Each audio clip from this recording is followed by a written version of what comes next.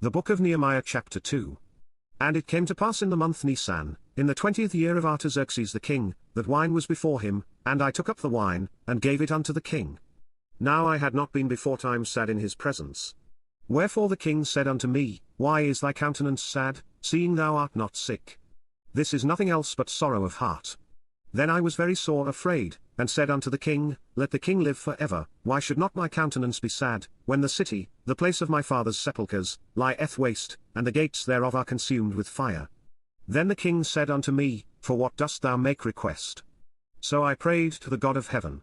And I said unto the king, If it please the king, and if thy servant have found favour in thy sight, that thou wouldest send me unto Judah, unto the city of my father's sepulchres, that I may build it.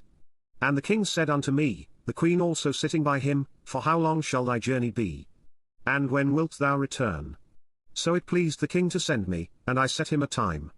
Moreover I said unto the king, If it please the king, let letters be given me to the governors beyond the river, that they may convey me over till I come into Judah, and a letter unto Asaph the keeper of the king's forest, that he may give me timber to make beams for the gates of the palace which appertain to the house, and for the wall of the city, and for the house that I shall enter into. And the king granted me, according to the good hand of my God upon me. Then I came to the governors beyond the river, and gave them the king's letters.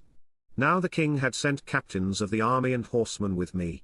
When Sanballat the Horonite, and Tobiah the servant, the Ammonite, heard of it, it grieved them exceedingly that there was come a man to seek the welfare of the children of Israel. So I came to Jerusalem, and was there 3 days.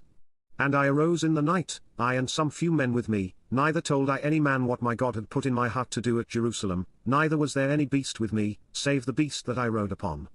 And I went out by night by the gate of the valley, even before the dragon well, and to the dung port, and viewed the walls of Jerusalem, which were broken down, and the gates thereof were consumed with fire.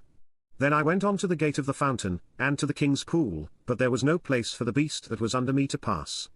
Then went I up in the night by the brook, and viewed the wall, and turned back, and entered by the gate of the valley, and so returned.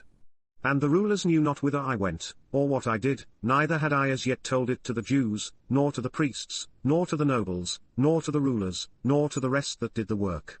Then said I unto them, Ye see the distress that we are in, how Jerusalem lieth waste, and the gates thereof are burned with fire. Come, and let us build up the wall of Jerusalem, that we be no more a reproach. Then I told them of the hand of my God which was good upon me, as also the king's words that he had spoken unto me. And they said, Let us rise up and build. So they strengthened their hands for this good work.